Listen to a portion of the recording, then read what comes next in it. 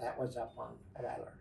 I had reset the claymores and they had everything after they left. I told them, they had told me a talk. I said, well, the Nungs are leaving. And 110 had hopped on the chopper with the equipment, took off. And I was still climbing back up on the road. And so, of course, all of a sudden, I find myself by myself. And so I started resetting claymores, and I told him, you know, I told Todd, and Todd said, well, go ahead, just take their equipment and tell them go. And I said, yeah, my ass. I wasn't going to take their equipment. But what I did ask them to do is leave me as many hand grenades as possible, all their hand grenades. That's what I needed, you know, because I'm right on the peak, and hopefully we'll be able to see. I'm hoping to get to that peak. Where was this? If you enjoy our videos, please like and subscribe to stay up to date with our upcoming releases. Additionally, if you love SOG Prairie Fire, consider supporting us on Patreon to help us continue releasing top-quality content through our new mod, SOG Nickel Steel. Links in the comments.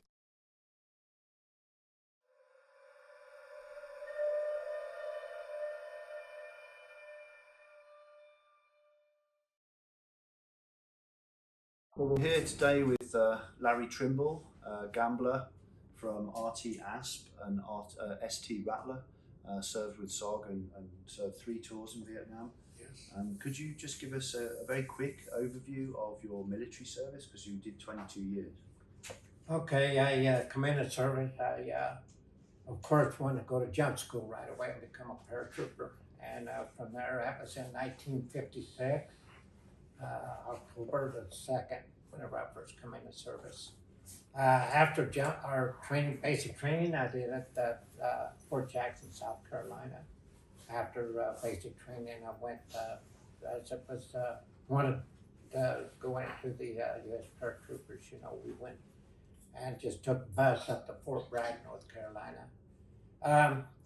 They had just put in the new billets up at Fort Bragg, you know, the new billets at that time, so we was kind of lucky, but went through jump school. That's I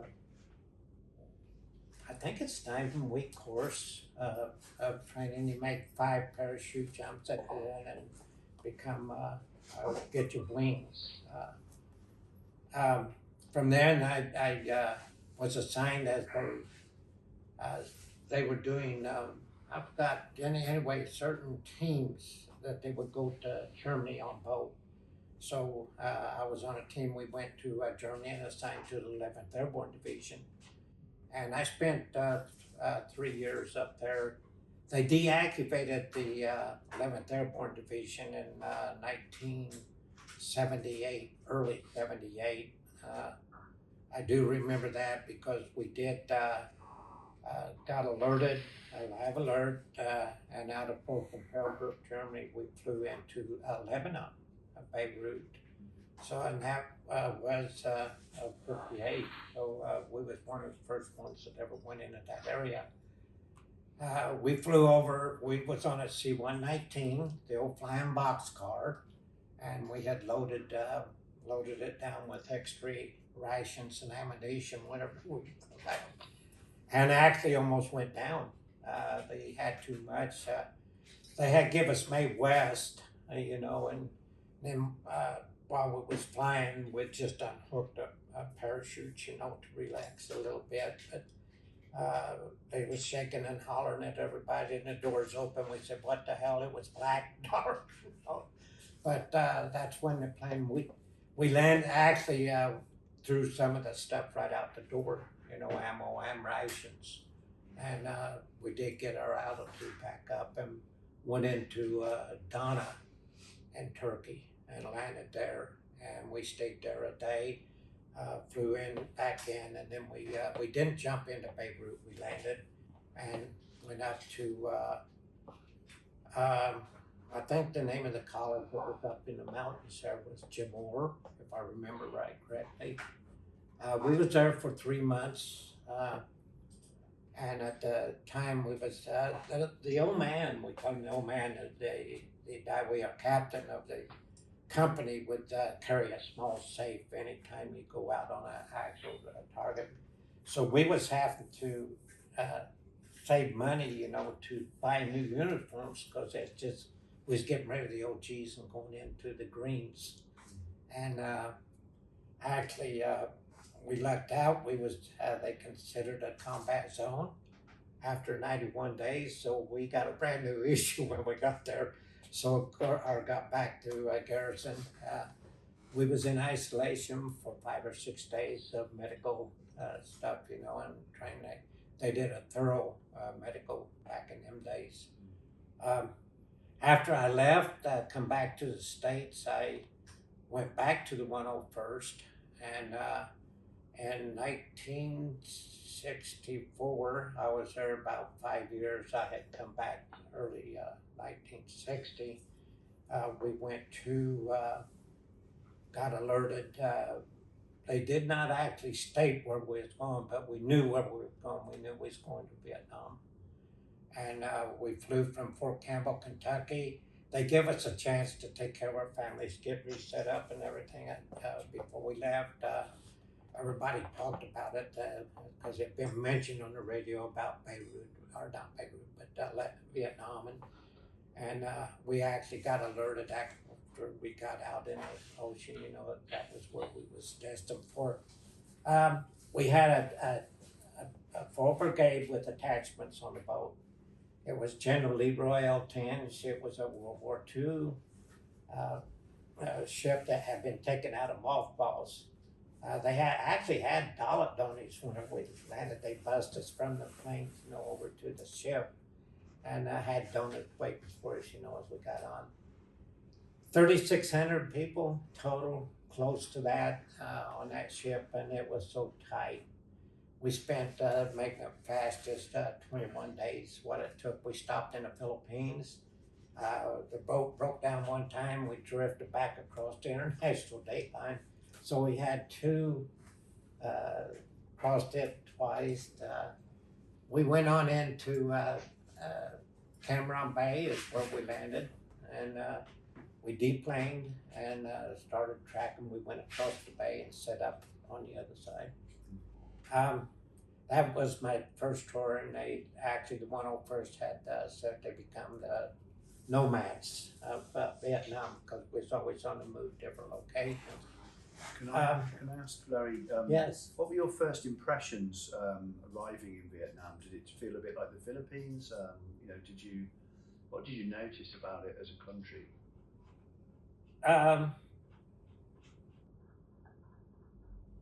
I don't actually remember any certain feeling because of, you know, we was all together.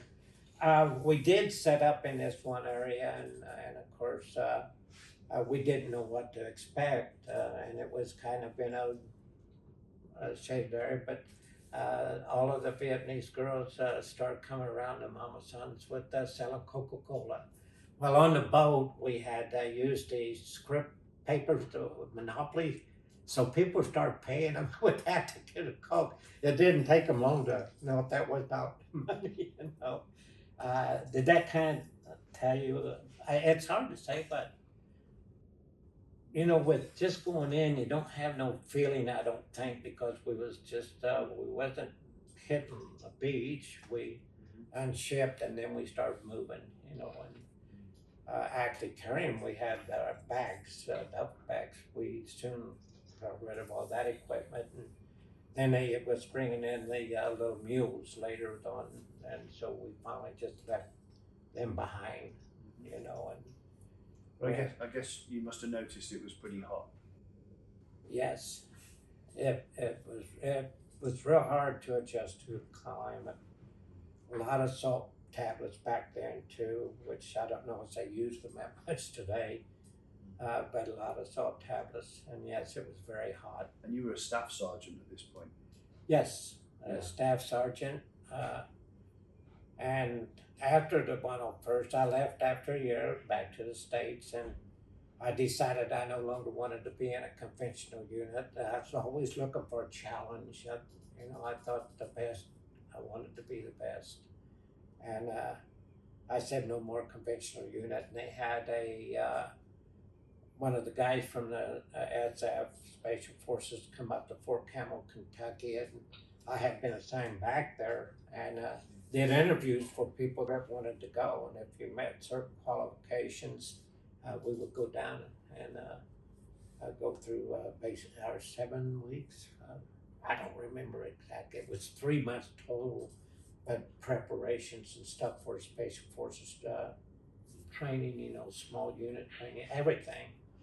I remember we a while back up at Las Vegas at the SOAR reunion or convention, whatever you want to call it. This guy come up behind me and him and his wife and me and my wife Susan was sitting at this one table. Bonnie Cooper had set up tables for the guys that was working with, you know, setting up for that, for the people, you know, the memorial breakfast, what we have for the guys that got killed that night, that's on August the 23rd. He come up and he said, Larry, and I turned around, he says, you remember me? And I said, no, sorry, I don't, you know. And of course I stood up right away and he introduced me to his wife. And of course then I introduced Susan. And he says, me and 2 other guys come down to going through training, Special Forces training. And we tagged along. We figured that if you made it, we could make it. We followed you, whatever you did. So it was kind of a reunion. And as we got ready to leave, Raven shook my hand.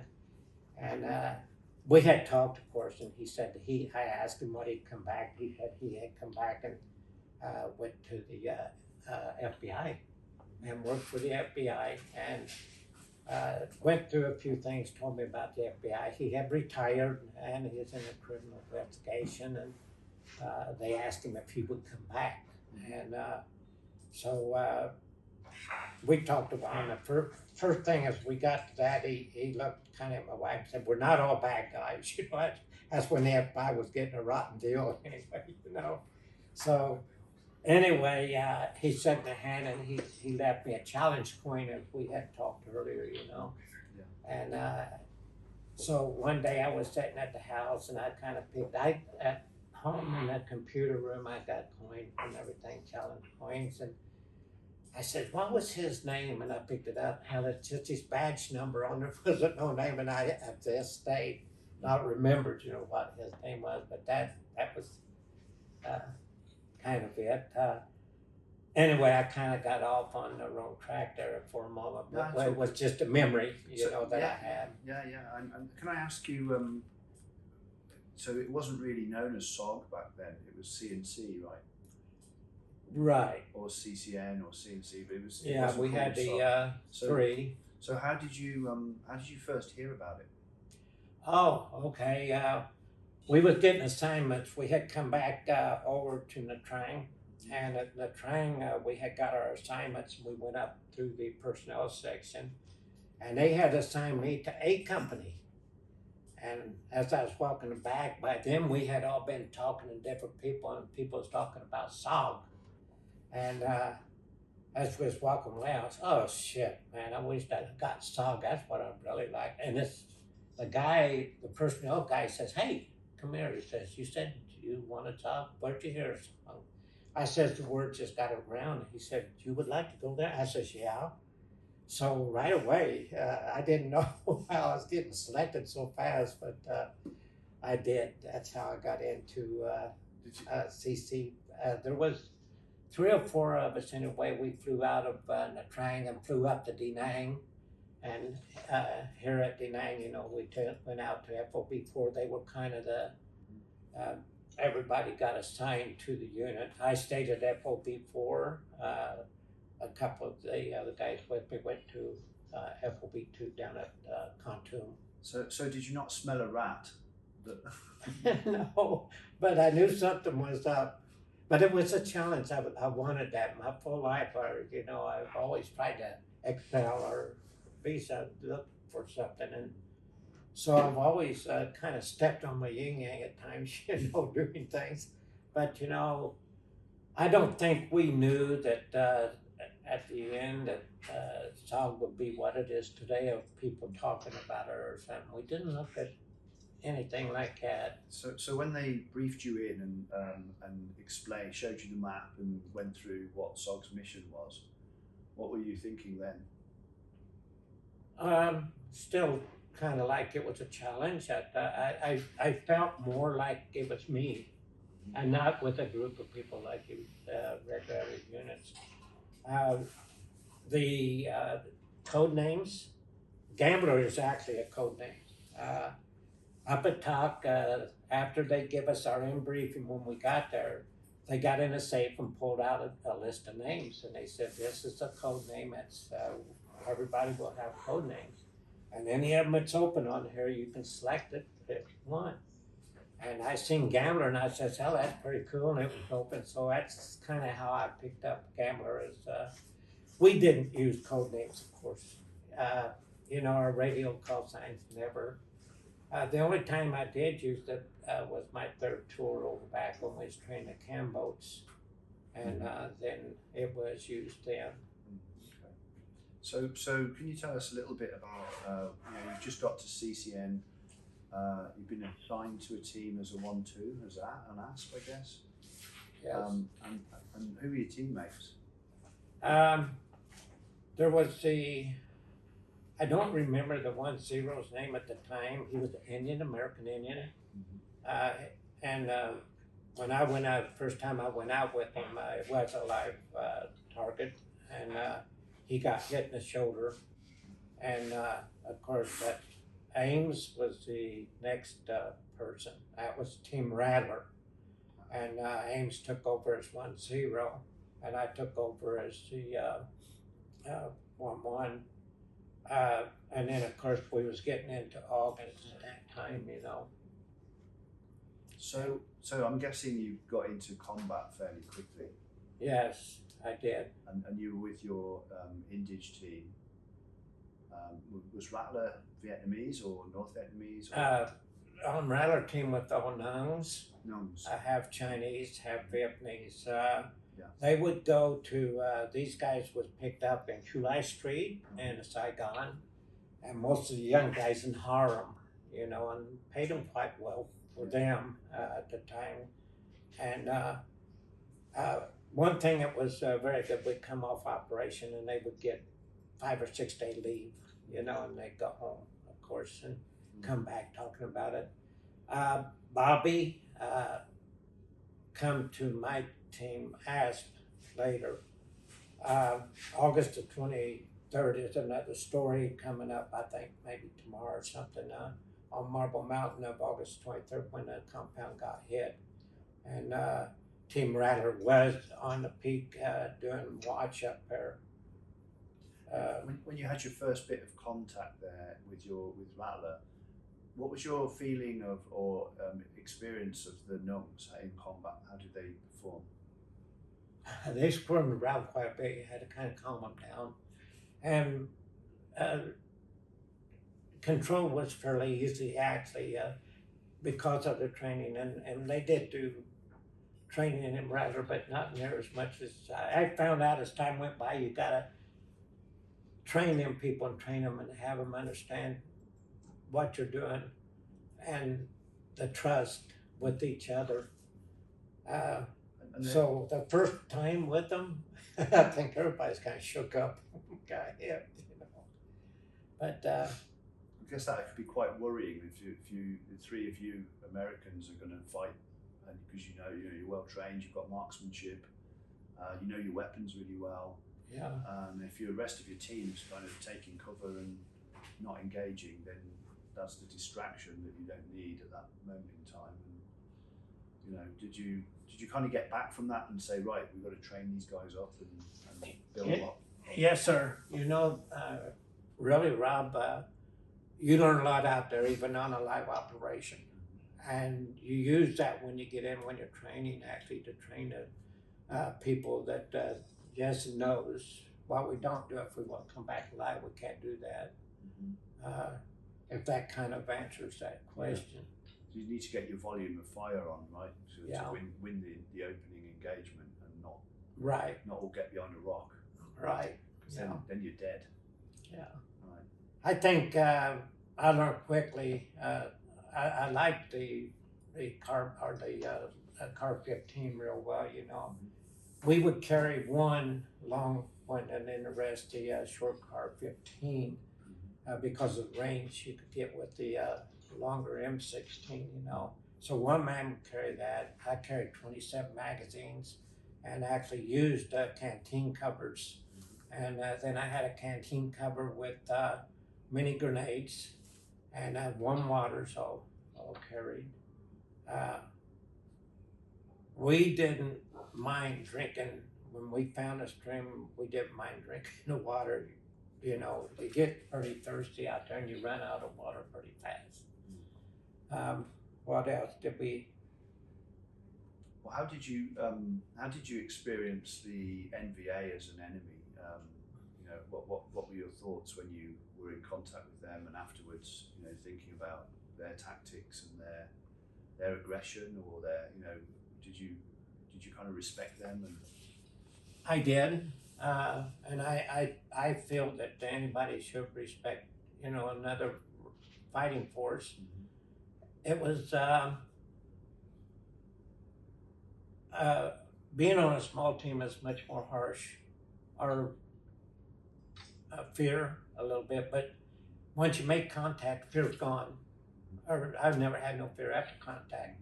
Sometimes going and, like, say, if you heard something, you know, you thought, well, maybe it's MVA or something, you know, and you do have that creepy feeling all of a sudden for a little while, you know, and you try to react real fast. I feel and think that the MVA were a very strong fighting force. You know, they didn't have much control whenever they were fighting, but of course, you know, out there you don't have no control hardly in the woods, you know. Does that kind of answer that a little bit? yeah. So, and I guess they would have tried to overwhelm you quite a lot.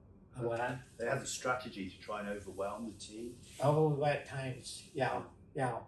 And they did have that strength, but with the firepower, it would stop them pretty.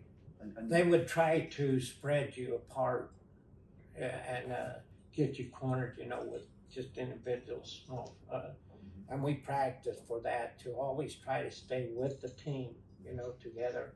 Don't get scared or run off. We train for that, you know, because it's easy to get scared and all of a sudden look around, where's the team at, you know? So we did practice that a lot, but they want to separate you. I've heard people talk about how loud it gets. Oh yeah, a lot of screaming and hollering, you know. So there's no more silence any longer, you know. You're trying to control your people, you know. Stay together, you know. And, A lot of full auto going on. yeah. Later on, the interpreter we had on Rattler was a very young boy, and his name was Bing. I remember Bing, and he was, you know, a Nung, and he sometimes I felt he was too young, you know. He would talk, but you was wondering, is he really saying what I'm telling him to say, you know. Later on with Team Asp, and I don't know if you want to get into Asp yet. Sure. I got off what?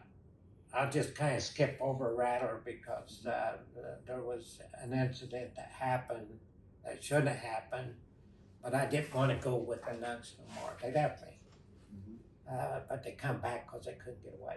They had no radio. That was up on Rattler. I had reset the claymores and everything after they left. I told them, they had told me a talk. I said, well, the Nungs are leaving. And 110 had hopped on the chopper with the equipment, took off. And I was still climbing back up on the road. And so, of course, all of a sudden, I find myself by myself. And so I started resetting claymores, and I told him, you know, I told Talk, and Talk said, well, go ahead, just take their equipment and tell them go. And I said, yeah, my ass. I wasn't going to take their equipment. But what I did ask them to do is leave me as many hand grenades as possible, all their hand grenades. That's what I needed. you know, because it's right on the peak, and hopefully we'll be able to see. I'm hoping to get to that peak. Where was this, in Laos or in No, up on Marble? Marble Mountain. Oh, okay. Yeah. Oh, so they were leaving because they wanted to get back to safety. Well, they got scared, Yeah, and yeah. you know, and thought we was going to be totally wiped out, and there was a fear there, and so I actually, with the interpreter, talked to each one of the people on the team, not just to 01, but said, "Is this what you want to do?" And I remember trying to explain to him, "You won't make it. You can't go down, because there's only one way down, and that's down that trail we will be on."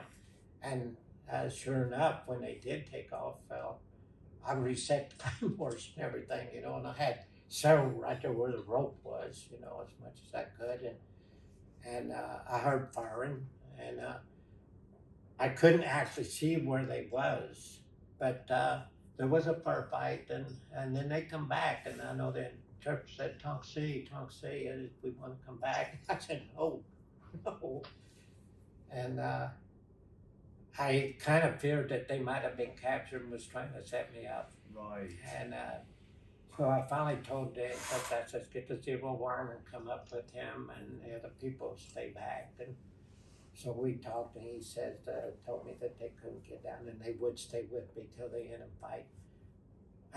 They had decided that we was going to be wiped out because of what was going on down, you know, in the compound. Right. I didn't realise this. So they really lost their nerve. Yeah, So you were they really lost on their the nerve. Okay. So And I was moving so fast that I didn't have time to really, it didn't bother me, if that's the right words, you know. So how did you find out about the VC mortar that was set up to hit the camp? Oh, Did you hear? no, one of the people on the other side seen it. The trail come up over the mountain. We come off to the side in an opening, crawled up the rope. We was right on the peak. Well, this trail went down, and then it went back down towards the ocean. And we could, he's Tonk C, mortar. Okay. And so that's when we seen him. And I didn't know at first where that's what, about 30 feet. I've always said, you know, to arm that HE on a 40 mic, but we did, and it stopped the firing into the camp. And there was me and one of the indigenous, and we grabbed up and was firing down on them. So it did stop it. And the next morning, we had run out of water, but we had walked up, and down Route 1 out of the camp, there was a 3/4 ton. We carried a water can, 5-gallon can, and we chugged that up the hill with us, but we camouflaged in that little opening. So me, the interpreter, and one other of the indigenous went down and had carried down water cans, took everybody's water cans, strapped them. We was going to fill up water. I was the last one down, and them two had gotten down, and there was a patrol or something. A few of the MVA was walking the trail and come up to that, and a bunch of VDs hollering and carrying on. And I remember him actually saying, because I hollered down to them, what's going on? And he hollered something like they want us to give up or something, you know. And I said, why in the hell did you holler? And let go of that rope and drop down. And actually, it shocked them, I think, and they took off. Right. And we took off after them and run across another 82. Or there was one there. I said, grab that 82, get that, just the tube, couldn't take the plate. You know, it was an 82 mortar, and there was a rucksack, and I snatched up the rucksack, I remember, and that's when we come running back up the trail. I said, we better get our ass out of here. I don't remember saying that, but I feel today that's exactly what I said. We better get our ass out of here, because it was only us three, you know. Yeah, I've read the after action report from the NVA Sapper Battalion that attacked CCN. And, they were there in strength. They were well trained. They were well equipped. They were well prepared. They knew exactly what they were doing. They did. You know, and if it wasn't for you finding those mortars and taking them out, I think a lot more guys would have lost their lives. Yeah. That's what a lot of Adobe things. Does that give you comfort? Yeah. Yeah, no, that's great. Thank you, Larry. So, I guess there's a few guys. I wonder if you've come across them either in Vietnam or at SOA. The first one is Eldon Bargewell. Did you come across him at CCN at all? I don't remember seeing him up there at all. You meet him at SOA afterwards? Yeah. What do you think He's of him? come up there. He's a gentleman, for sure. Couldn't make heads or tail of him, just very nice. He felt, he made you comfortable, like he was part of a team, not way above him, or him way above you. Because he's a 2-star general, you mean? Yeah. He just So I thought he's very professional, but yet very gentle with people. a good SOG man. Yeah. Carried his AK even in Iraq. Yeah, right. How about Doug Miller? I never did meet Doug Miller, but I think he must have been a very good man. Yeah. And Bob Howard? Yeah, Bob was like us. He likes to drink. Okay. Yeah. I've drank with him a couple times. He was at CCC Yeah. in Khartoum, and every once in a while he'd be going somewhere and he'd stop by and we'd have a drink, shoot the ball, and stuff like that over at the club. In country? Yeah. Yeah, cool. Yeah. Okay. And how did you find him? Hmm? How did you find him as a man? Golly, I've never thought about that. I've always felt that anybody working in them positions up there was normally a very strong individual. We had a few of the people come out of the 173rd, and because we ran short on Americans, and some of them come up, but so they wasn't used to our type of, and so there was 2 classes there of people, SF, and then but once you got on a team with them, they become oriented to our type. Howard was a very fine gentleman and a good fighter too. Yeah, I think a lot of guys say he was the sort of dude you would just follow. He had that kind of charisma. Yeah. Well, that's great that you knew him. That's really cool. Yeah. And I guess my other question around people was the Covey Riders that you would have worked with. I'm guessing it would have been Pat Watkins and Spider Parks and those guys. Yeah. Yeah. I like them guys, but man, I tell you what, they've been on the ground before, so you could trust them if you was talking to them, and they knew exactly what was down there. They knew whenever you talked, they knew what you needed, what you wanted. So Spider, and several of the other guys, that flew Covey. Usually you did that towards your last portions. I didn't. I stayed on a team, until the last day there. Yeah. I guess you probably feel you owe your life to the Covey Riders. Oh, absolutely, 100%. That and the pilots, King B pilots, they were tremendous. So. Do you recall any particular extractions that you did with King Bees on missions? Were you under fire a lot and trying to get out on strings or any of that? Because we hear a lot of SOG guys talking about that. Yeah, I recall it, but reaction is so fast. You're just running and diving, trying to get in a freaking chopper. Americans not so good. They had slicks. They took me in on one target, and I was always the first man off and the last man to get on whenever we exfilled. And that's the time I had Bobby Nungs as my interpreter. And we was coming in, and I had VR'd that with the O2s. I think there are 2 people in the back, 2 pilots, Vietnamese pilots.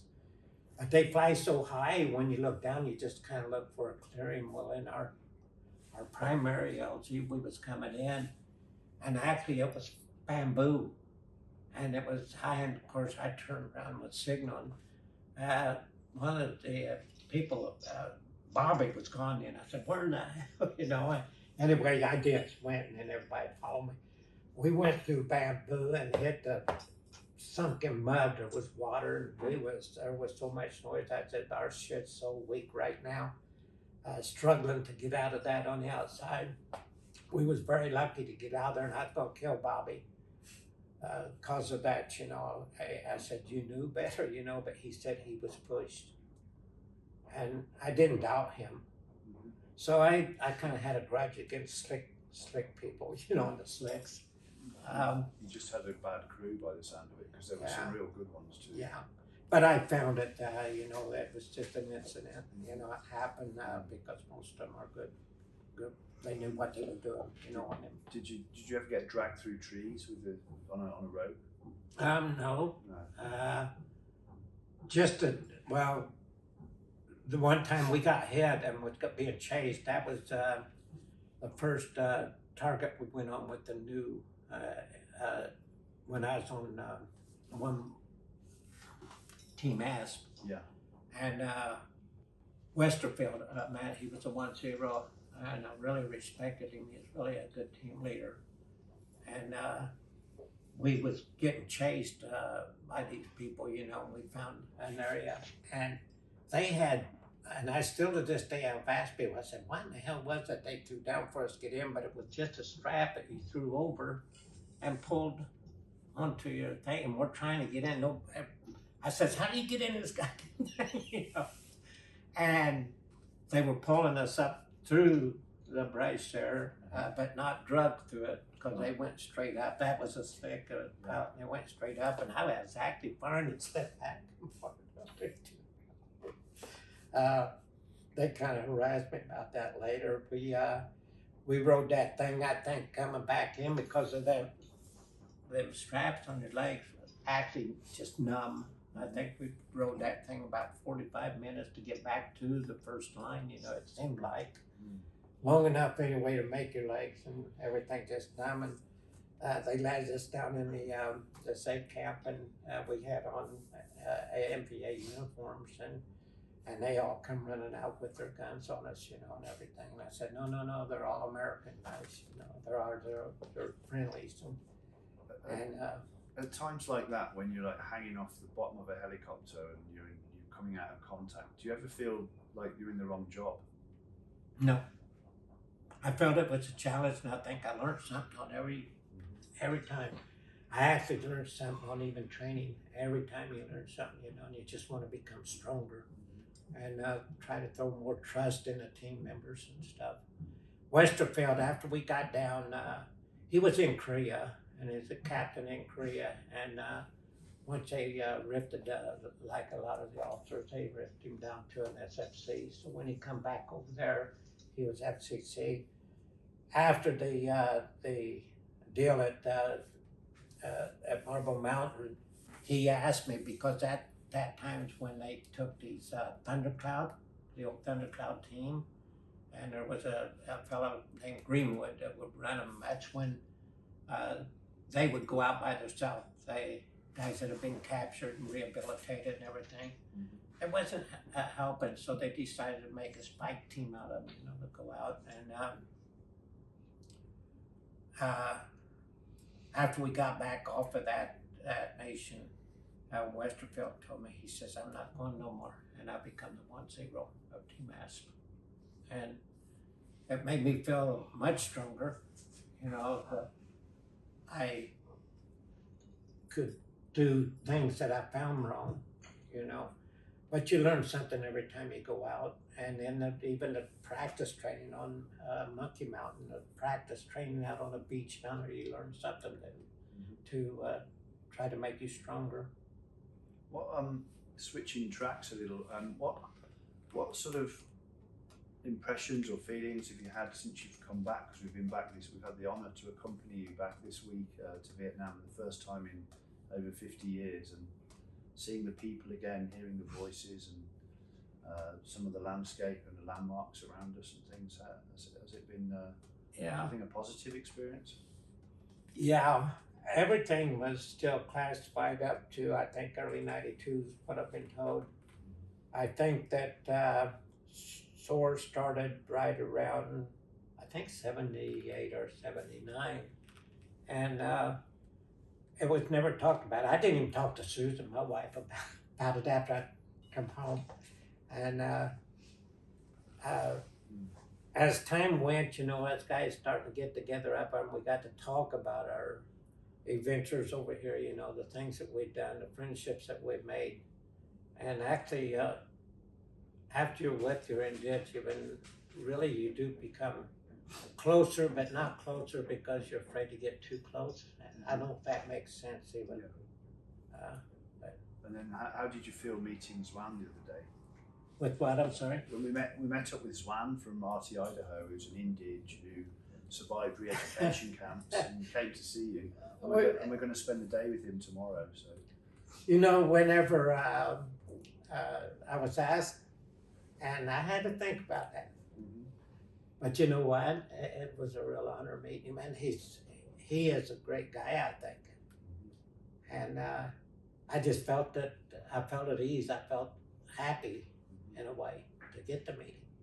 But I sure wasn't for sure at first, But he is a good man. Yeah. Well, he served with Frank Pulley and Ken Bowray, and ran Recon for many years. So he's one of you. Yeah. Well, we're going to have a nice day with him tomorrow. It's good. Get to tell some stories. And I guess, I wanted to just ask you to wear the old Range 37 hat, which I've been carrying with me this whole time. This was a gift I got from the Miller Range, Fort Bragg, named after Doug Miller, Medal of Honor recipient. We went there with his daughter Danny to show her around the range. And everything. But those guys there are training today's Green Berets, to survive some of the most extreme missions that they have to go up against. And I wondered if you'd just put the hat on and maybe send a message home to the guys at Range 37. Okay, thank you. Of course, it didn't fit. I think your head's a little bigger than mine. You guys, I wished I could meet every one of you, and I wish you the best of luck in the world. I know you're learning some stuff that other people will never ever get to see, and I hope you always have a great future. Is that okay? Yeah, that's great. Thank you, Larry, and thanks for hanging out with us. The last thing, of course, is I just wanted to represent you with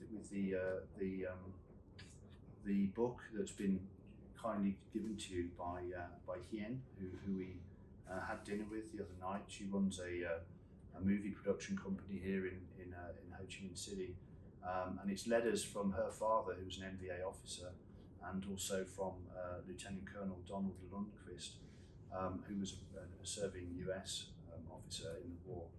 And what do you think of the book? Looking forward to having a read. And, oh, you bet. Yeah. That's what makes it kind of neat. English and Vietnamese, What it's set up half and half, is that correct? And, yeah, that's right, yeah. And I can't wait to read it. I'll probably be reading some of it on a plane going back to the States, maybe. That's great. So it's a gift from the other side, really, from the MBA family to you. And it shows that I think that Vietnam has achieved peace. They have. Yeah. I'm sure. And hopefully lots of peace in the hearts of all the vets who carried the war with them since they got home. I think now I didn't at first, but I think that's the way it should be. We're at peace. We're not fighting no more. Yeah, it's all done. All right, Larry, thank you very much. Okay, thank you. Airborne. Airborne.